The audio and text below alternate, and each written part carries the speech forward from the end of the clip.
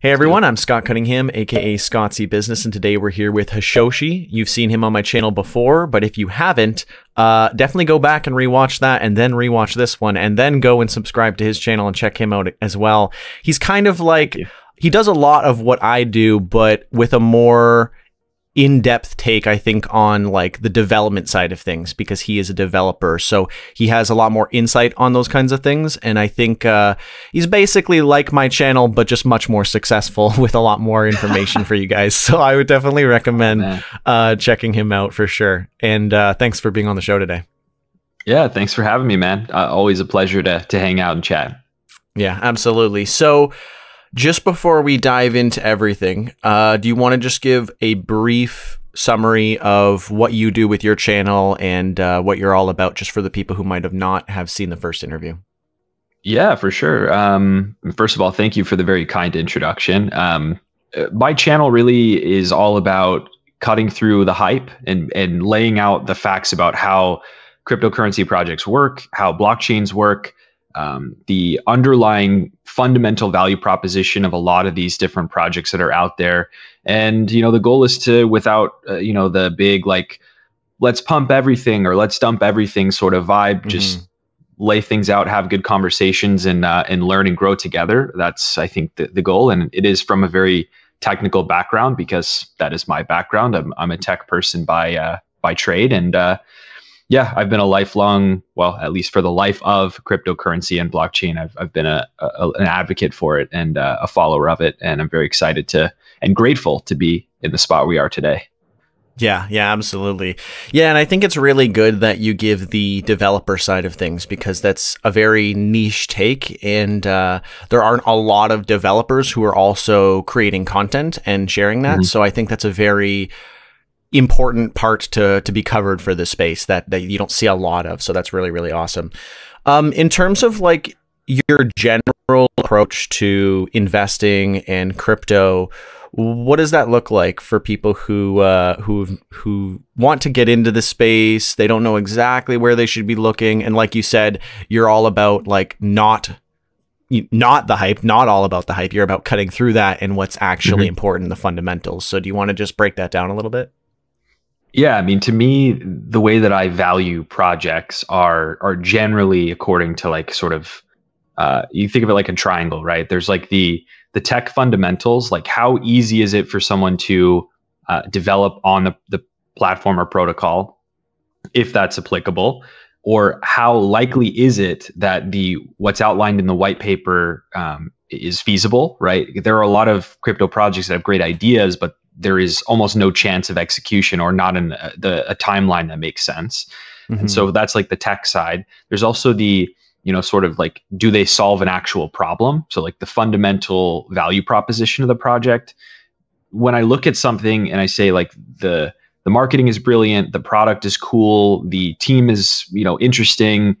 If their problem that they're trying to solve either doesn't exist or has already been adequately solved, the path to success is a lot more difficult. And so that is sort of that foundational layer of the triangle, right? If the problem is not a problem, the rest really doesn't matter. And then the other part of it from an investment perspective that you have to care about invariably is the economics part, right? The economics of how hard it is for users to adopt the protocol. Is there a huge opportunity cost for someone to use your protocol over another one that already exists, that they're already loyal to? Are the tokens themselves fundamentally built or designed from an economic perspective in terms of a variable or fixed cap supply, or how the rate of issuance is treated in terms of inflation? Is it deflationary in nature? There's all sorts of ways that you can evaluate whether a cryptocurrency is designed to accrue in value as the adoption grows. And I think that's some of the reason why you see people saying, you know, oh, this token or that token is going to go to $10, and everyone's like, well, how? Because the economics don't make sense there. We need a market cap of X. And I think those are really, if you look at those three things without knowing a lick about TA, you can really make some good decisions in the market. Yeah. And that's very similar to the way that I approach a lot of things. It's all about fundamentals and does it actually have like a use case? What do you think about like TA? Like how effective is it? And then I guess more importantly, how successful do you think regular people would be at trying to day trade based on technical analysis? Yeah. And so for being someone who is either notoriously bad at TA or just has not dedicated enough time and energy to learning how to properly do TA, I don't know, at least personally, I don't put as much stock in it as, someone who is a fundamental technical analysis person. So I'm not going to say invariably like make a claim, oh, it doesn't work or it does work. But I have a feeling that there are people who are really gifted at technical analysis. But I think the people who are really gifted at technical analysis are people who also understand project fundamentals and how that affects the trends that you see in the data, right? Because I think that technical analysis is heavily rooted in how people psychologically trade and how support and momentum builds in a market. And a lot of that is also driven by fundamentals. So I think the people who are online making really good calls are maybe purposefully or accidentally mixing the two, fundamental and probabilistic technical analysis type of work on guessing what cryptocurrency prices are going to do. But the key word there is guessing, right? I think that there is this myth around technical analysis, and people online, there are so many talented traders, but they all have big losses, right? That is just the truth. Traders lose a lot. And so someone who doesn't quite have that knowledge of risk management and money management and how to avoid the trapdoors that there are the ones who get really, really wrecked and really, really hurt in the markets, because these traders that post online, they are most of the time masters of their craft. And the really good ones are going to tell you, hey, I just had a 5-figure loss, or I just had a 6-figure loss, or what have you, and be really clear about it. Yeah, because I think my concern is just that people see these people doing very, very well, and then they either just copy their trades, or they, go looking for signal groups or whatever it happens to be. I think people see technical analysis being done, and then they think like, this guy must be like some super genius, I'm just going to do everything that he's doing. Or, they try to like learn it themselves, and they just don't have the capital to support that kind of thing. Like you said, if they did have a big loss, most of those people trying to do that just couldn't afford those losses. So yeah, it's just something that I think is important to touch on. And before, you were talking a lot about, use cases and can something do what another protocol does. Do you think all these like ETH killers, like, do you think we're going to see a lot more adoption on them, or do you think ETH 2.0 is going to kind of pull through?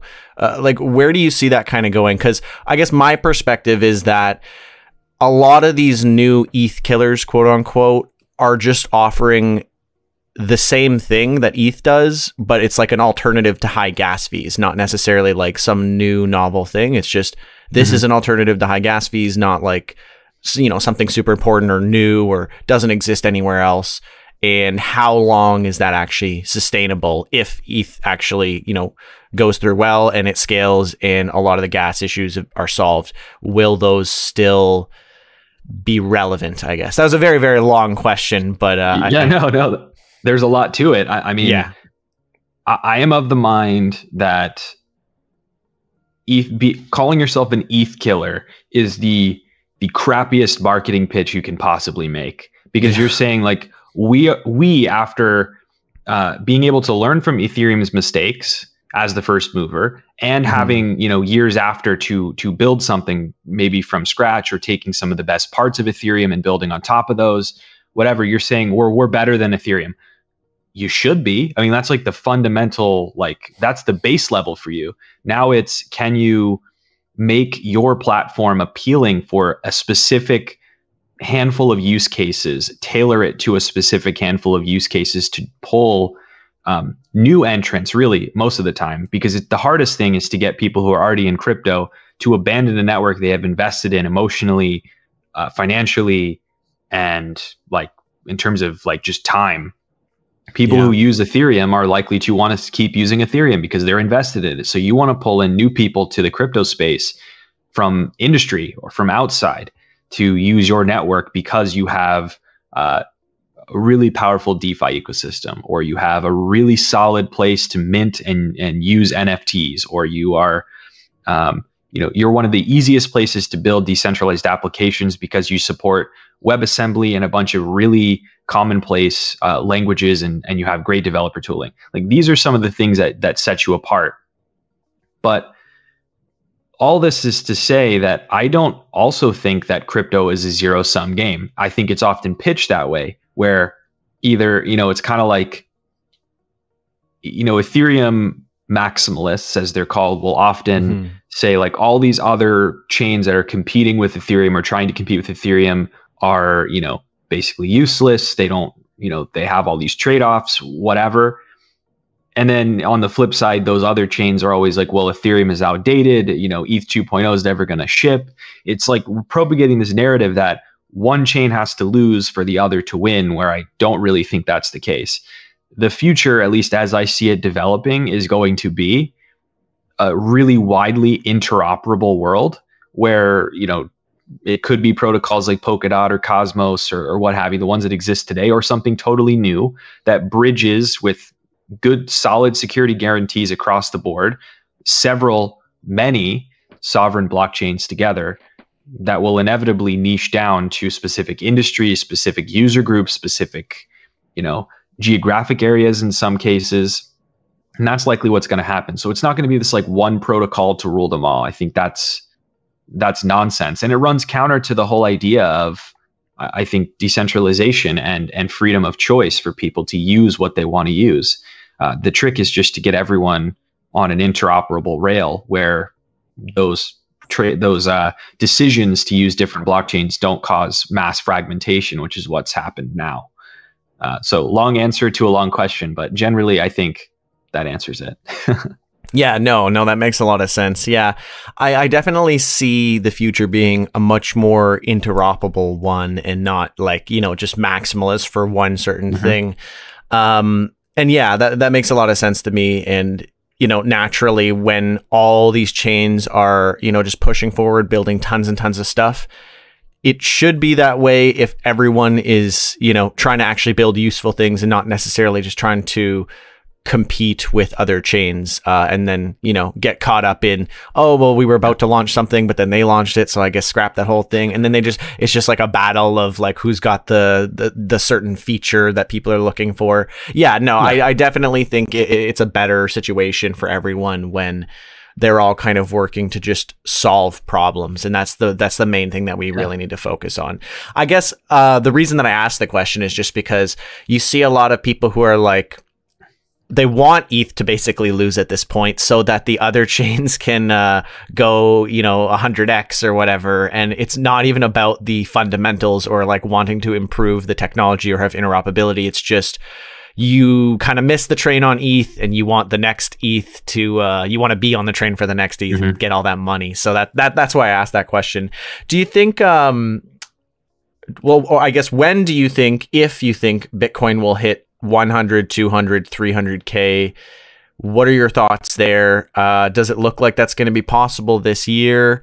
What do you think?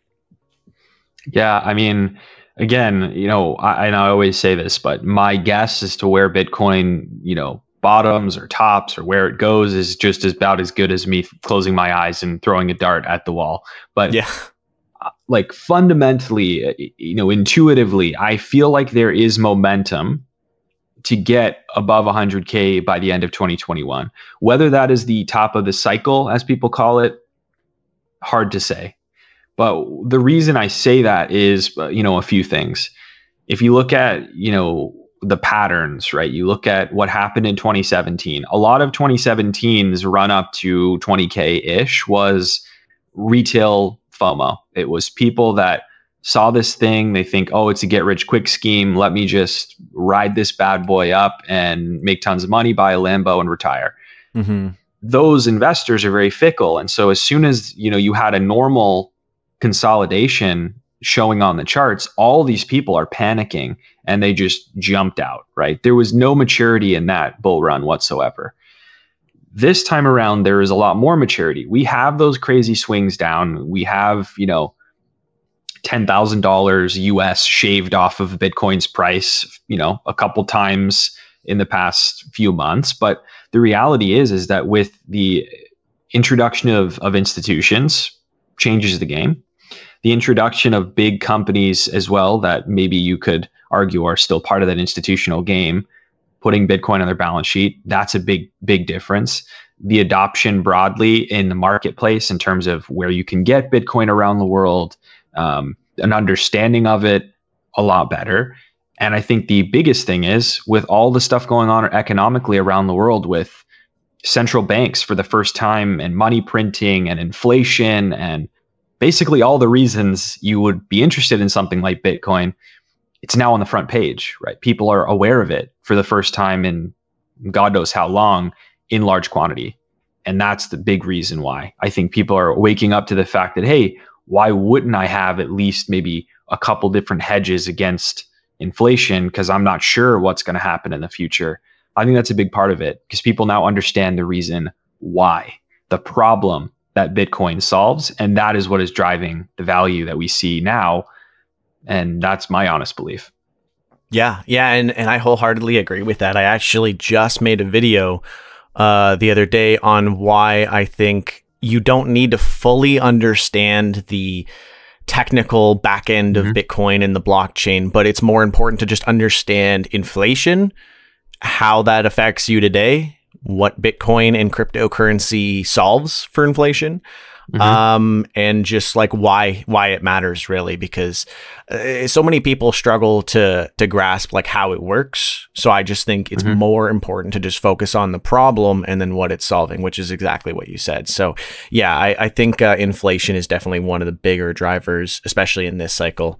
And then for Ethereum, do you think it has a chance to potentially even grow more than Bitcoin in this cycle, I guess? Because the way that I'm looking at it is if 2.0 happens, that goes well, and or just people are kind of comparing Bitcoin to gold. So if we look at Bitcoin compared to the gold market cap versus like Ethereum compared to, say, stocks or money, there's much more room for Ethereum to grow. And I believe it's called FTX, but they're partnered with Blockfolio now, and you can now buy tokenized stocks. And I think this is kind of the beginning of seeing that major paradigm shift where if we get like every stock tokenized and like we really penetrate that market, I think there's a big chance that Ethereum might grow more than Bitcoin might in this year or in the next few years. What are your thoughts there? Yeah, it's definitely possible. I think so there are a couple thoughts there. So one is, Bitcoin in comparison to gold, right? I think it's a really great comparison, right? It's a great fundamentally sound asset. You could call it money. You could call it an asset, whatever you want. Gold has been both throughout history. That's great. Ethereum, to me, appears almost like, people say ETH is money. ETH to me is like a commodity, which also has been used for money in the past in human civilization. Ether is the fuel that runs or could potentially run a large swath of the economy in the future. Decentralized finance, digital collectibles that exist in digital worlds, all sorts of things. Could be akin to oil or coal, fossil fuels. It could be a reserve currency in this digital world. It's hard to say exactly what analogy will work out perfectly, but I think it's somewhere in that realm. That being said, I do think that Ethereum 2.0 is going to ship. The question is, when is it going to ship? And is this whole, sort of quandary around EIP 1559 going to expedite the process of launching some of the core features of ETH 2.0? The truth is, though, no matter how much they want to expedite this thing, it's not going to happen before 2022. That's just the truth. And probably towards the end of 2022. Even if every single thing that's expedited goes exactly as they want, I don't see it happening before then. And so with that being said, this year will likely be maybe set up for even more excitement next year. but there's so many variables that we have no control over and couldn't possibly guess how they're going to play out. So this guess could, 5 days from now be rooted in total, fallacy. But I think Ether in and of itself has already exceeded expectations for me this year in terms of its value, because of all of the, sort of the congestion issues, the challenges in use, juxtaposed against all the great things like the adoption, the growth of the tooling and the standardization of Ethereum-based tokens and other things, adoption of Ethereum for all sorts of different industries. I mean, there's a lot to love. There's a lot to be concerned about. But I think the future is still bright. It's just going to take time and patience. Yeah, no, and that makes a lot of sense to me. And as I mentioned before, the way I kind of look at a lot of these cryptocurrencies is based on use case. How do you sort of view different cryptocurrencies? I know you explained at the beginning how you look at it for investing, but in terms of like, I don't want to say use case because then it's just basically saying the same thing that I'm saying, but how do you sort of view different cryptocurrencies and how they differ, and like what is the purpose for different coins, I guess, at least for like someone getting into this space, if they're like, why would I invest in this, or what do I need this for? I mean, I guess fundamentally, if you believe in one of the core tenets of that blockchain network in terms of what it's trying to achieve, the technical solution they've come up with to achieve that goal. If you believe in those things, I mean, that's how you evaluate stock, right? It's, do you believe in the company? Do you agree with its mission? Do you agree that what they're trying to do makes sense and solves a need? Do you think they're going to be profitable? Do you think that they're going to get stomped on by regulators because what they're doing is too ahead of its time? These are all things you have to be thinking about for crypto projects too, right? Because I think what gets often lost is that crypto projects are often called a scam for falling into the same fate that startups fall into all the time. And they're always in startup world like, oh, it just didn't work out. The statistics are still heavily against all the blockchain projects that are out there right now. These are startups, right? So let's call them what they are. Even though they're, in some ways governed by the community, they have just as the same likelihood of failing. Like 90% of these projects are going to fail completely over time. So with that knowledge, I think we should be calling this space, and when people fail, what it is. It didn't work. They're not scammers. They're not necessarily rug pullers unless there's clear and obvious evidence that they are. I'm not, absolving that. But sometimes stuff just doesn't work out. So understanding that risk, I will look at a project and say, what are some of the pitfalls that they could fall into? Where are some of the places I can see them completely failing? And that's often how I decide how much risk I'm willing to take on something, because that is fundamentally something that everyone needs to at least try to do, is to understand the risk, not just thinking about the upside, because there's tons of upside for all sorts of projects, potential upside. The potential risks are what you should be more concerned about, because you need to eliminate as many of your big losses as you can.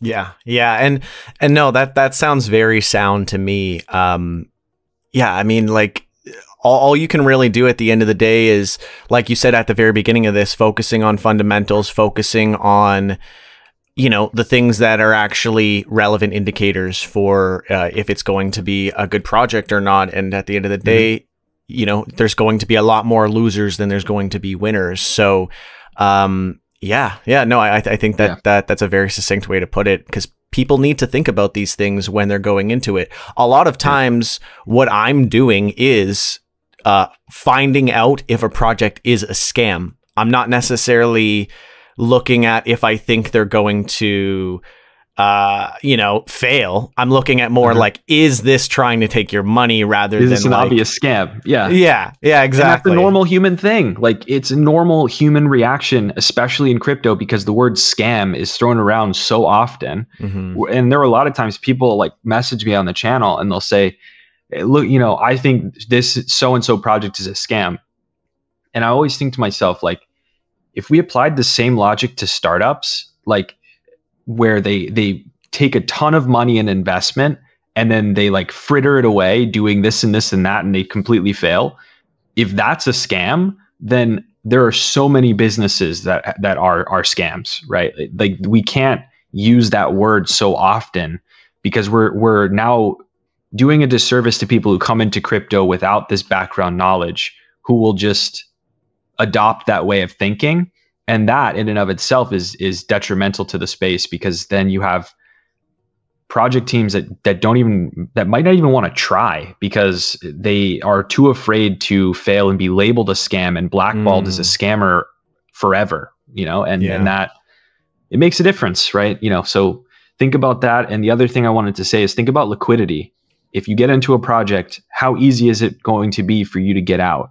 That's another big one, Yeah. And that's one of the things that I focus on a lot in determining whether or not I think it's like a scam or sketchy project is, can you get in and out of the project? Sell it? Yeah. Yeah, exactly. Yeah. Yeah. And no, I think that's a really good point, because I do that most of the time too. When I approach most projects, it's, is this a scam more so than, does this have potential to fail? And I think you're very correct in saying that, like, if we did that with anything else, it would just be very unfair. And we're kind of like diluting the meaning of scam if everything is a scam.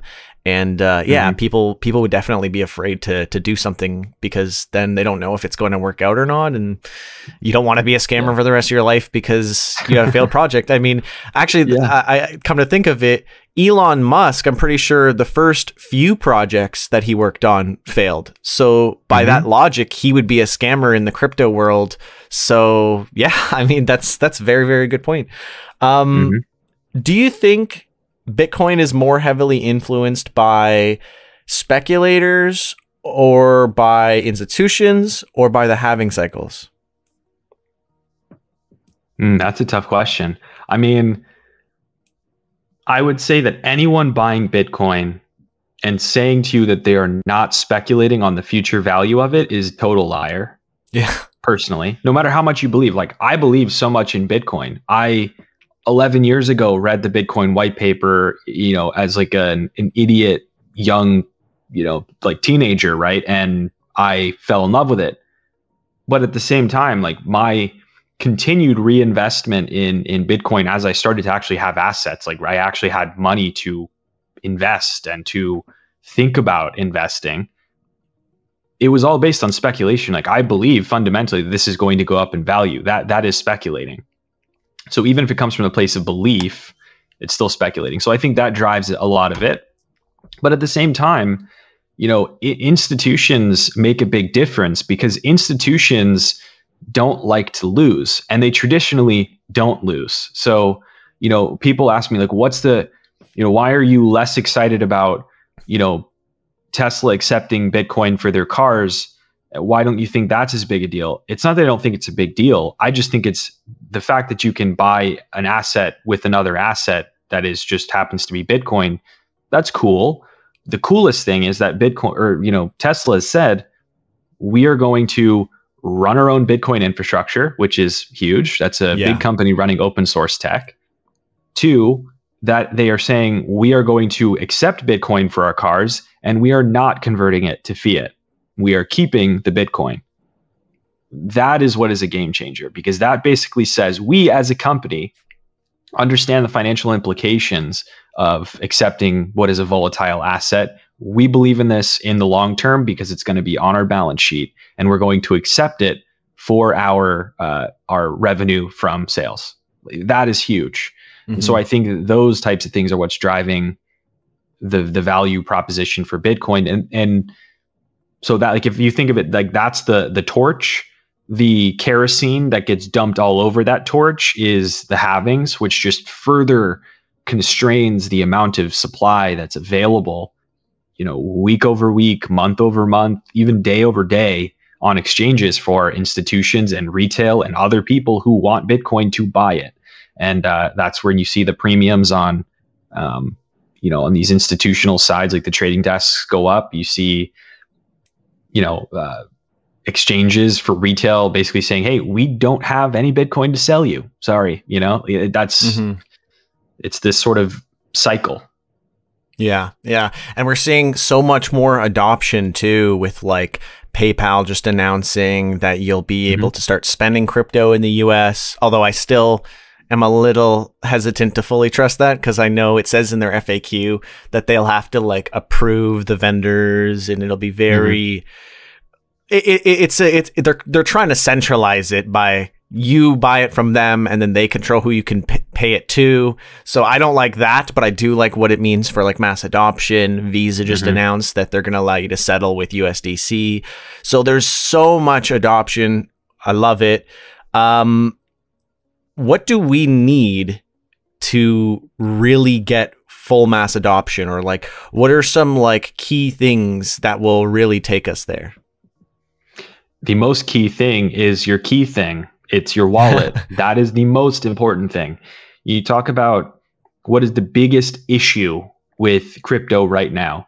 It is that in almost every way, having self-sovereign tech that is open and borderless and decentralized, it is almost in every way better than the centralized alternative, except the responsibility that it puts on the user to protect themselves.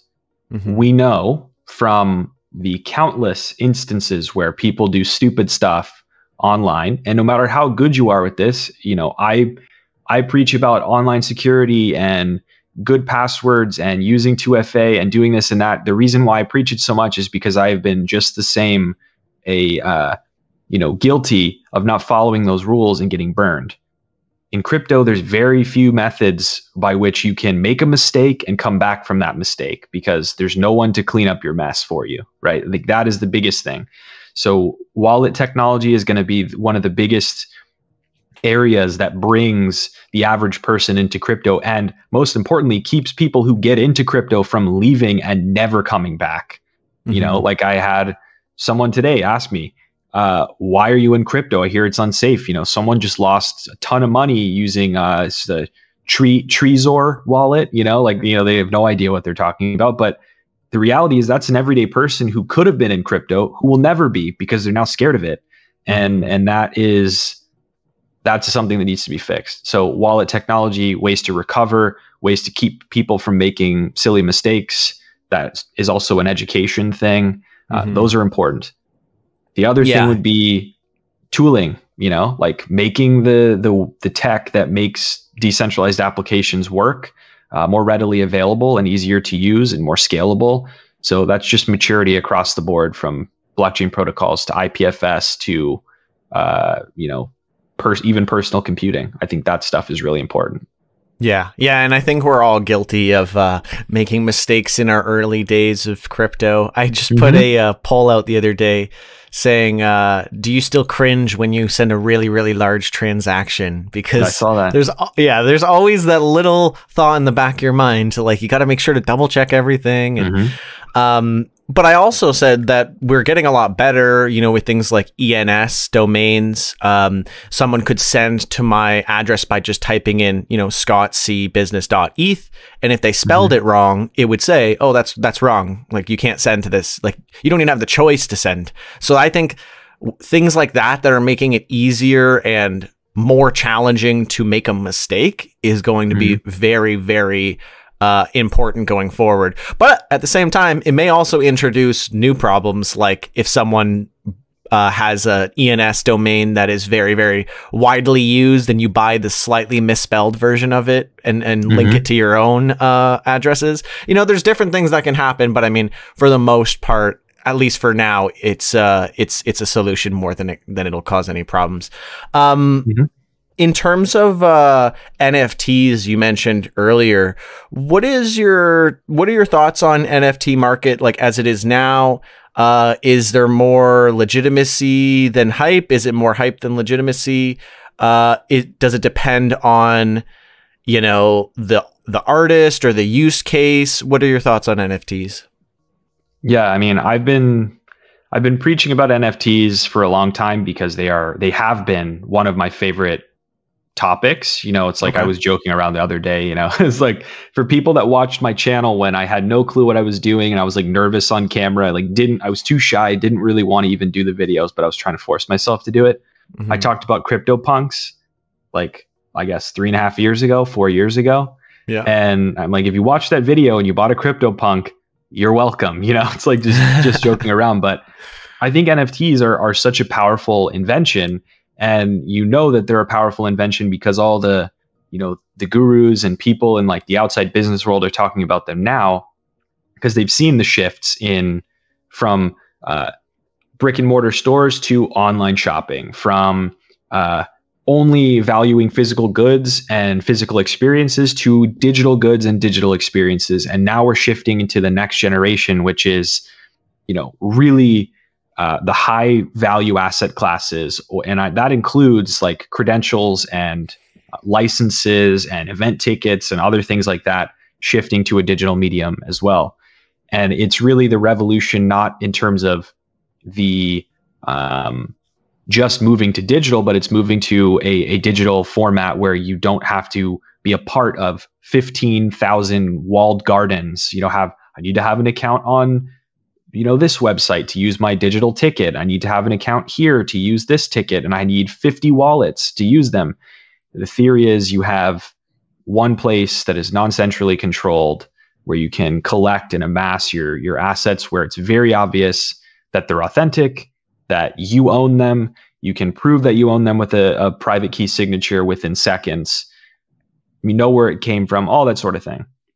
And so all that's to say, right now, we are in a period of extreme hype where we were with ICOs 3.5 years ago. What will happen now is that a lot of the NFTs that exist today are going to be worth nothing because we're not in a mature place right now. We're getting the influx of people that will be that foundation for NFTs to grow and get mainstream adoption from here. Some of the projects will succeed, same as the ICO days. Most will not, and I think it's the space will be better for it. But the trick is trying not to get caught up in that hype right now because it's ravenous. Mm-hmm. So would you say for, you know, say someone who's like very, very new and they want to maybe get a couple NFTs, do you think they're better off looking into something like, you know, buy art that you really like, or are you more into like buy something from like a game, or like you know, like there's real estate, there's a lot of different things you can do with NFTs. Like where do you think someone who wants exposure to NFTs should start? Because my main concern when I got started with NFTs and like started playing around was I was doing like blockchain games. And the issue with a lot of blockchain games is you're spending a lot of money on transactions and you're getting these items, but a lot of them no one wants. So now I have all these like, I have a lot of like planets from OX planets and like different things that like no one wants to buy. And it's just like, like what do I do with these now? Bummer, yeah. So that's kind of like my thought, but it's obviously different if you're more specific with what you were trying to do. I was kind of just testing things, and then I ended up with a lot of like valueless NFTs. But at the same time, I've also made a lot of money on my crypto kitties that I've held for a long time, so I'm not against it either. But I'd love to hear your thoughts there. Yeah, I mean, anything you buy right now is a gamble, no matter how you slice it. No matter how much you believe in it, no matter how cool it is, it's a gamble. And there's no way to spin that. The thing is that like a lot of the people that are like, oh, NFT, you know, I'm an NFT investor. Like a lot of those people bought NFTs before anyone knew about NFTs. Like you just said, oh, crypto kitties. You know, it's like crypto kitties, crypto punks, Mooncats, all these things that have existed for years already that people only just now care about. There will be projects like that where 3 years from now, people still care about them and will be extremely excited about them. But there will be a lot that have no value. So it's not also enough to say, well, just go and buy licensed stuff, right? Like Top Shots, for example, because the reason Top Shots are so sought after is because there's that scarcity, but it's not only because of scarcity, it's because there is the demand that outstrips that scarcity. If the demand goes away, which it still could, the value goes away. So if I were to advise someone with no warranties or guarantees of success about how to approach NFTs, it would be admire the art, find maybe a few projects that are within a really conservative budget for you to buy into. And when you do that, think about the decision of protocol. Is this project going to just yank roots and go move to Flow off of Ethereum instead, or move to Flow instead of Ethereum later, and that's going to like wreck the value? You know, are they going to change their system up? I mean, there's a lot of things happening right now with layer 2s that will affect how NFTs are minted and processed and sold. You know, just be cognizant of those things when you buy them, and make sure you're thinking about how you'd sell them. Because I think there are a lot of people who buy something for 7 ETH and they're like, oh, well, this is worth 7 ETH. It's only worth 7 ETH if someone's going to buy it from you for 7 ETH, you know? Yeah. So yeah, that's the most important thing. And I know that's such a non-answer because there's no like substantive guarantee in there, but the truth is that is the answer. There is no guarantee. So I would just say be very careful.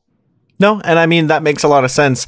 It's kind of why it's called non-fungible, right? For the people watching, it's like, it's because it's not going to be valued the same by everyone everywhere. So you got to always consider that these are unique, meaning they could be worth a lot or they could be worth nothing. So that's always important. But I'm really enthusiastic about the future of NFTs, and I really am interested in new innovative things that are happening. One thing that I think was really cool was Taylor Bennett, Chance the Rapper's brother, made an NFT of his song and then allowed you to buy ownership of the song in 1% shares, I guess, and then you would get revenue from the song. So it's a way for people to now invest in songs, books. It's like you could be doing a song ICO or a book ICO, but you don't have to hope that it's going to, you know, build something. They have already got the thing and you're going to benefit immediately. So very, very cool. And I'd love to see more like innovative NFT stuff like that as well.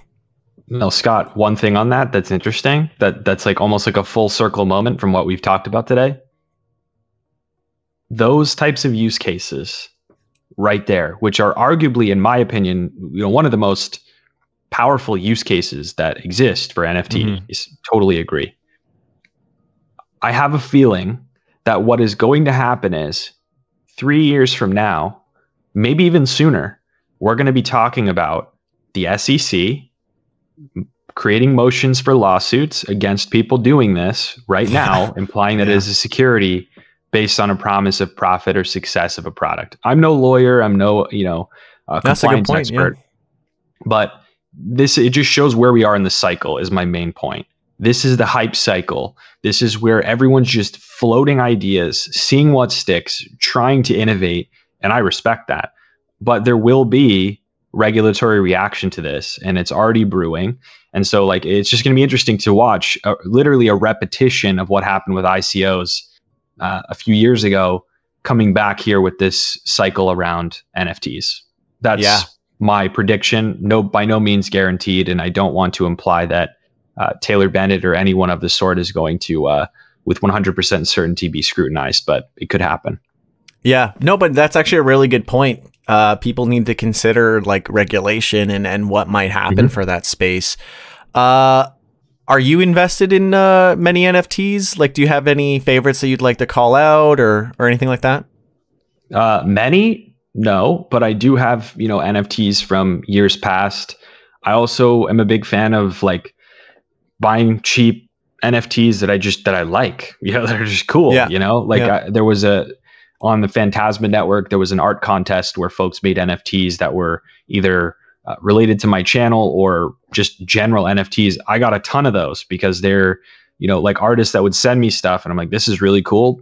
I want to support your work. I really admire it. Buy an NFT there. So that's cool stuff. But I also think, Top Shots, I like it. I've partaken before. I'm trying to think of other projects like Gods Unchained is a game that I think is really cool. Gala Games, also really cool. I mean, there's so many projects out there that I'm a fan of, but I will be 100% candid. While NFTs are one of my favorite components of cryptocurrency, and I have put the most sort of philosophical thought leadership, development hours, and thought into NFTs. I'm not dumping a ton of money into NFTs right now because I like, that's not my strategy personally. Mm-hmm. Yeah, no, that makes a lot of sense to me. Yeah, the main NFTs that I explored were real estate for realty tokens, and I thought that was also a very, very cool use case. Mm-hmm. So what are some well, actually, you mentioned the SEC, so I guess this is a pretty poignant time to stop and mention the fact that LBRY, Odyssey, Lab from Mars, whichever one you want to call it these days, they are dealing with a filing from the SEC as well, and we briefly talked about that. I thought you had a pretty good take. Do you want to share that? Yeah, I mean, this whole thing is kind of unfolding as we speak, so there's a lot of information that's maybe not yet known. Yeah, this is going to continue to evolve, but I think, long story short, the idea is similar to the case against EOS and Ripple, for example, with XRP. It's that this token was sold under the idea that a product that came out of this token sale was going to succeed and subsequently increase the value of that token. And by that terminology, you have created now a security, right? So that's the pitch, right? That's the general idea. Again, not a lawyer, not a compliance expert. Your mileage may vary. But what I think the most important thing is right now is that there's this thing going around the web where people are saying, well, and I think this originated from the LBRY team. And look, I understand why they're upset. It makes perfect sense. But they're basically saying like the entire US cryptocurrency space is at risk if the SEC brings forth this case and wins. I don't know that I 100% buy that, because not every cryptocurrency project is building a public-facing website that is, tangentially using blockchain. I know LBRY TV and Odyssey, that it uses the blockchain as the main economic source in terms of interacting with the content, but they still have a platform that's largely built with like different pieces of technology, open source or otherwise. So they're kind of in this position where the lines are a little blurry. And I think that's why they're being scrutinized, much like Ripple, because Ripple is a huge company, like the Ripple Labs folks that are pushing a product that's intrinsically linked to the token, but not necessarily like an open source blockchain project. So it's a lot easier for the SEC to go, hey, that's an unlicensed security. So I mean, I think it's definitely something to watch. I think it's something that's important to the space, but I don't know that this case alone is like this death knell for crypto like it's being made out to be. And I don't think the markets have reacted like it is either. So what are your thoughts on that, Scott? Yeah, I mean, like we mentioned before, I haven't looked into it as much as I probably should. I signed the petition at the very least, which I recommend everyone should definitely sign the petition to just show your support. But yeah, I mean, I'm hoping that it's not going to have as drastic an effect as people might think, or as LBRY might think. But in terms of like the price of the coin, that's definitely an unfortunate situation for a lot of holders. But at the same time, it's grown exponentially over the past year. So I don't think a lot of people are like super upset by that. But yeah, no, I think you're pretty succinct with your analysis that, I mean, we've seen things like this before. It's not necessarily like this crazy one-off event that is, unprecedented. So I don't think it'll be as drastic as it's made out to be, more or less. Yeah, and it follows the pattern, right? It follows the same pattern that the others did, right? Block one, EOS, huge company that uses the EOS product and helped drive the development of the EOS network. It's still a big company. Like, you can go after them, and I know that it's a frustrating space because the regulation has not caught up to the reality, and it doesn't represent the current state of the economy and commerce and business, etc. Totally agree with that. I think though that it's a it's a slippery slope for people to say invariably that there is no need for any regulatory body to even care about this and just to let things go completely laissez-faire, because it's never how the world works, right? Like, to set that expectation is unrealistic, no matter how good an idea as we think that might be. It just isn't realistic. So when you have, with that knowledge, you can say, okay, well, what is the realistic outcome here? If you look at the other cases that have been brought, you have some precedent there to say, well, it might go this way or it might go that way. But, it's something to follow, but also something not to overreact about personally. Like, I don't agree necessarily with everything that's outlined in the case, that at least to the point that I've read it, but it's something that we have to accept as it's happened. Yeah, absolutely. And I think it's just very relevant, since you mentioned that with NFTs, who knows, we could see regulation come in a few years, and, that could be very impactful. And like we're seeing now with LBRY, things can happen and it can totally wreck the value. So, you've always got to keep these things in mind. There's other risks that you might have not thought of. Actually, just recalling a point you made about when you buy NFTs, you've also got to consider the protocols, because there's a lot of people who are very new to the crypto space. They don't even realize that matters. So yeah, that was another really great point you brought up, that they might change protocols, things could change. So it's not just, is this an NFT that people are going to like? There's a lot of other things that that could affect the value, and that's definitely important to keep in mind for sure. Yeah, no doubt. And I also want to highlight that, like, look at the big tech, right? People hate big tech now. I get it, right? I get it. But the reality is, big tech used to not be big tech. Big tech used to be startups, and there are still startups who will one day be big tech, because that is the nature. You grow and you grow and you grow and you grow until you become big.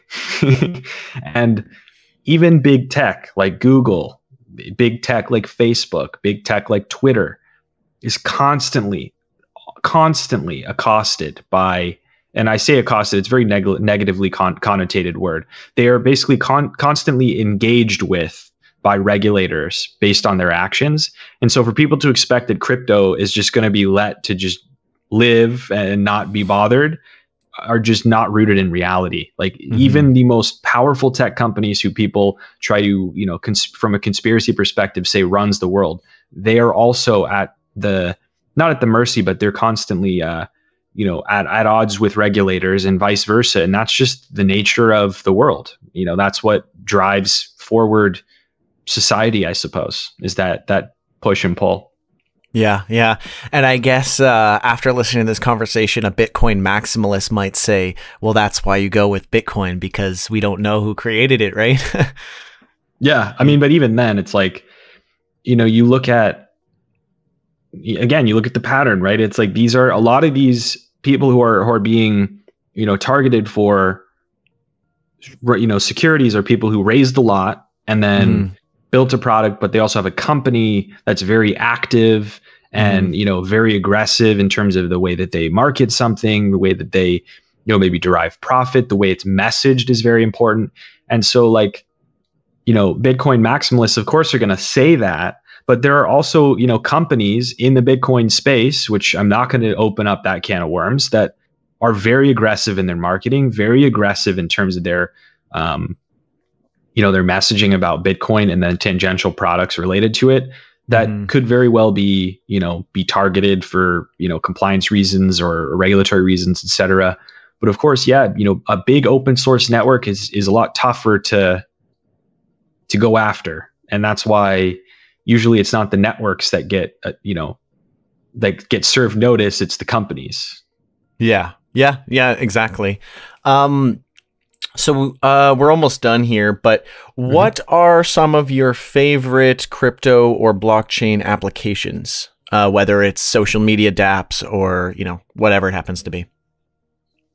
Yeah, I mean, there's a lot out there. I mean, a lot. I think there's a lot of there's a lot of DeFi stuff that I think is really cool. I mean, even down to I think it's brilliant the way MetaMask has pivoted to trying to be a profitable entity and sort of creating this DeFi aggregator for swaps inside of their application.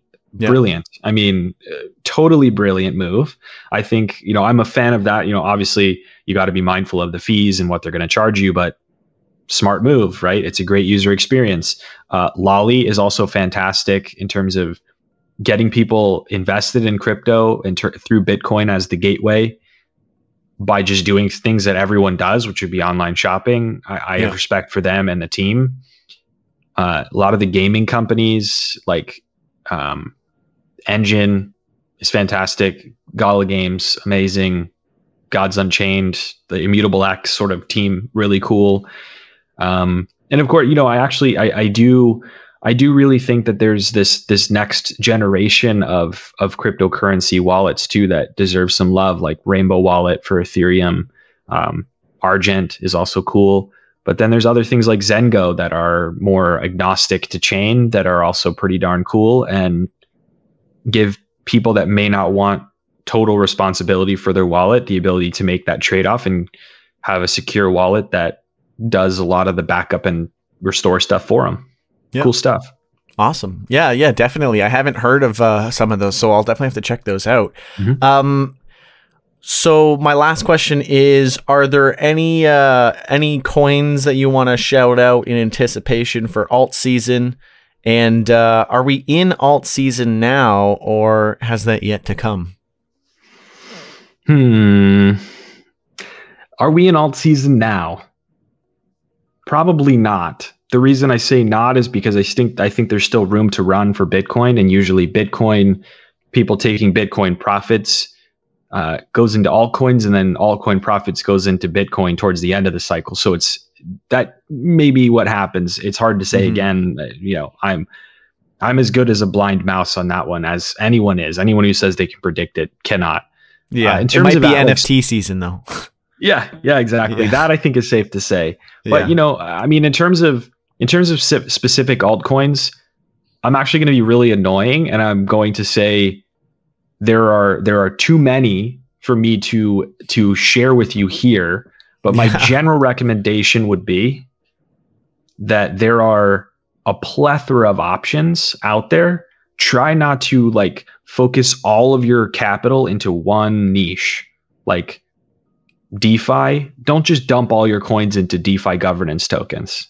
Spread it out to, some DeFi stuff, maybe some. If you want to get exposed to NFTs, and I made a mistake earlier by not mentioning this, there are projects that have a token that are focused on NFTs, and so you can bet broadly on the NFT space being big by investing in projects like that potentially. So things like that, spread it out across DeFi, NFTs, general utility tokens for chains that you're a fan of. I know that the Polkadot and Cosmos world is starting to really pick up steam. There's some really good stuff out there, and so just diversify and focus everything on risk management, because that is tantamount to success. Yeah, absolutely. Diversification is so important. I'll mention one more tweet that I made today, actually, just because it's very relevant to this conversation. I said, when your friends start saying that you're a conservative investor because you invest in Bitcoin, they're a little too far off the end in terms of the coins they're investing in. Because a lot of my friends are like, "Oh, Scott, you're so conservative with your Bitcoin investment and your Ethereum. You don't invest in all the craziness." I'm like, "Yeah." Ask people about 2018 and then we'll replay this one. All the people who went super wide and went into all these altcoins and got out fully from Bitcoin didn't bode so well either. So that's the way it goes. Yeah, you can either go 100x or you can go 0x. Hopefully people land somewhere in the middle though. So that is everything for me today. Where can everyone go to follow you, and what's your YouTube, and where can they find more about you? Yeah, thanks, man. Yeah, you can go to youtube.com/c/Hashoshi4. And then it's the same on Twitter. I'm very active there at Hashoshi4, HASHOSHI, the number 4. And looking forward to connecting with folks. Awesome. Yeah, so again, I highly recommend his channel. Definitely a lot of good content on there. I don't know if you prefer people to watch it on like YouTube or LBRY, but I always watch his content on LBRY, so he gets a few extra LBC in his wallet. But you know, I'm sure you're probably doing pretty well with YouTube ads as well. So I'm sure either or, as long as you're giving this guy some love, then then that is all good. But again, thank you so much for being on the show today. Yeah, thanks for having me, man. It's always a blast. Awesome. All right, cheers.